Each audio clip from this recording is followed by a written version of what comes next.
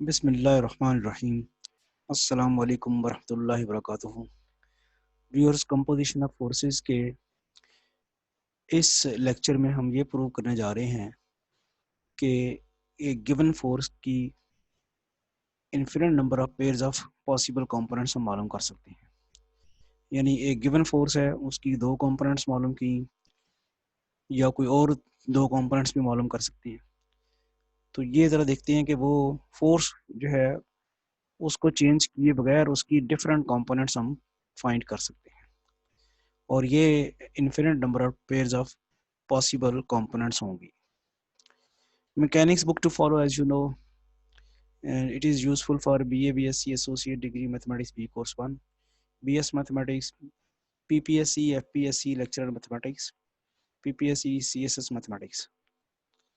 Theorem की form में ये रिजल्ट है: A given force R can be replaced by an infinite number of pairs of possible components।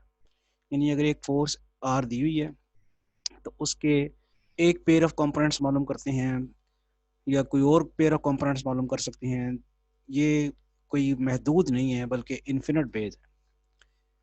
देखते हैं किस तरह होगा, और ये ज़हन में रहे कि फोर्स आर जो है वो बताते खुद चेंज नहीं होगी। इसके लिए हम ये करते हैं कि फोर्स आर जो है उसको दो कंपोनेंट्स का रिजल्टेंट अज्यूम करते हैं। अब वो कैसे कि ये फोर्स आर दी हुई थी, इसकी इनको हमने दो फोर्सेस का रिजल्टेंट अज्यूम करने के लिए हमने एक पैरेललोग्राम मुकम्मल की है।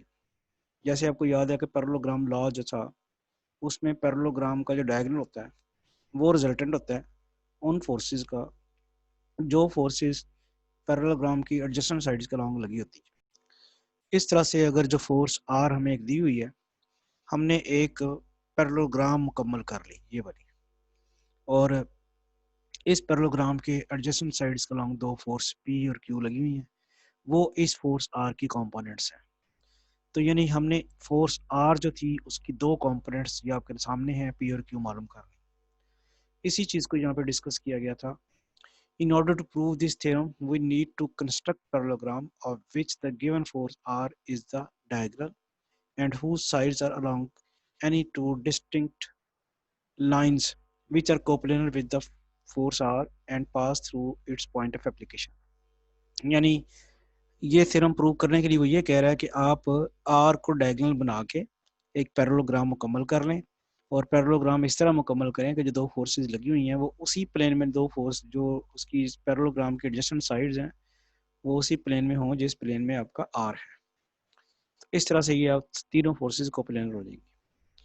अब ज़रा आगे चलते हैं। इसमें आपको नज़र भी आ रहा है the force are acts at the point A of the body. Force are point A को प्रोटेक्ट कर रही है। वही construct parallelogram A B C D, हमने ये A B C D parallelogram construct की है जिसमें ए बी फोर्स बी के बराबर और ए सी जो है फोर्स क्यू के बराबर और ए डी जो है वो फोर्स आर के बराबर। तो फिगर में ये शो हो रहा है। यानी हमने दो कंपोनेंट्स आर की मालूम करनी है, फोर्स पी और फोर्स क्यू, आर को डायगोनल बना के पैरेललोग्राम मुकम्मल करके। थोड़ा सा आगे अब चलते हैं। वो जो वही फोर्स आर है उसकी कंपोनेंट्स अब ज़रा चेंज कर दी हमने। ज़रा गौर कीजिएगा, अब जो मैंने पैरेललोग्राम बनाई है वो पिछली पैरेललोग्राम से डिफरेंट है। पिछली पैरेललोग्राम आपके सामने है, फोर्स आर वही है जो पॉइंट ए पे एक्ट कर रही है, ए डी। तो अब मैंने जो दोबारा पैरेललोग्राम बनाई है वो ज़रा डिफरेंट है। उसमें आप देख रहे हैं कि जो फोर्स पी थी और पी वन फोर्स जो अब ली गई है वो मुख्तलिफ है, उसकी डायरेक्शन भी चेंज है और मैग्नीट्यूड भी चेंज है पहली फोर्स पी से।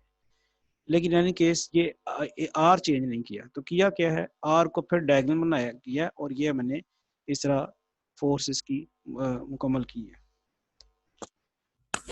अब आप ये भी यानी ये आर को डायगोनल बना के एक पैरेललोग्राम मुकम्मल की है जिसकी एडजेसेंट साइड्स P1 और Q1 है। अब यहाँ ज़रा गौर कीजिएगा, ये पैरेललोग्राम इस तरह भी बनाई जा सकती थी। ये आपके पास मैं इसको ऐसे लेके आऊँ और एक लाइन यहाँ पे ड्रॉ कर दूँ ऐसे, ये, और फिर अब इसी तरह ये जितनी लाइन ये है, ये वाली लाइन, इतनी लाइन मैं इधर ड्रॉ करूँ ऐसे, और वो वाली लाइन ड्रॉ करूँ ऐसे, तो अब भी ये पैरेललोग्राम बनती है। तो अब अगर आप गौर करें तो मेरे पास जो कंपोनेंट्स, ये ऊपर जो P1 Q1 के डिफरेंट आ गई कंपोनेंट्स, ये मेरे पास कंपोनेंट्स आ गई हैं, ये वाली, एक ये वाली फोर्स आ गई है कंपोनेंट। अगर ये पैरेललोग्राम अभी बिल्कुल बिल्कुल सही तो नहीं बनी, पर ये एक यानी एक फोर्स ये आ गई और एक फोर्स ये आ गई जो उसकी कंपोनेंट्स हैं। तो जो ये आपके सामने नजर आ रही है फोर्स आर, इसको हमने इसकी पैरेललोग्राम मुकम्मल की, और पैरेललोग्राम में फोर्सेज आई P1 और Q1, ये दो डिफरेंट कंपोनेंट्स हैं पिछली पैरेललोग्राम से। Similarly, we construct a parallelogram AB1C1D with R along the diagonal AD such that AB1 is equal to P1, AC1 is equal to Q1, AD is equal to R as shown figure this। तो P1 Q1 जो है ये इसकी components हैं। तो अब हुआ ये कि it is clear from above figures that ये फोर्स आर थी, उसका जब मैंने पैरेललोग्राम ये वाली मुकम्मल की तो इसकी कंपोनेंट्स पी और क्यू आ गई। उसकी अगर मैं पैरेललोग्राम डिफरेंट तरीके से मुकम्मल करता हूँ, इसको छेड़ता नहीं हूँ, ये वैसे की वैसे ही रहती है, तो पैरेललोग्राम डिफरेंट तरीके से मुकम्मल करता हूँ तो मेरे पास दो फोर्सेस और आ जाती हैं P1 Q1। तो इन दो डायग्राम से क्लियर हो रहा है कि एक फोर्स आर की दो डिफरेंट कंपोनेंट्स हम मालूम कर सकते हैं। पेयर ऑफ कंपोनेंट्स P और Q एक पेयर ऑफ कंपोनेंट हो गया, P1 Q1 दूसरा पेयर ऑफ कंपोनेंट हो गया।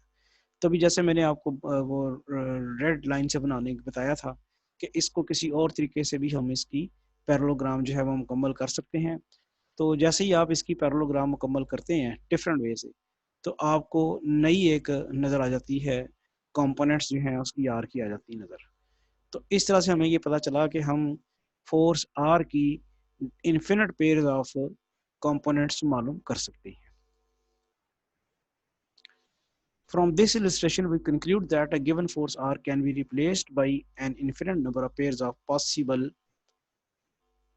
components.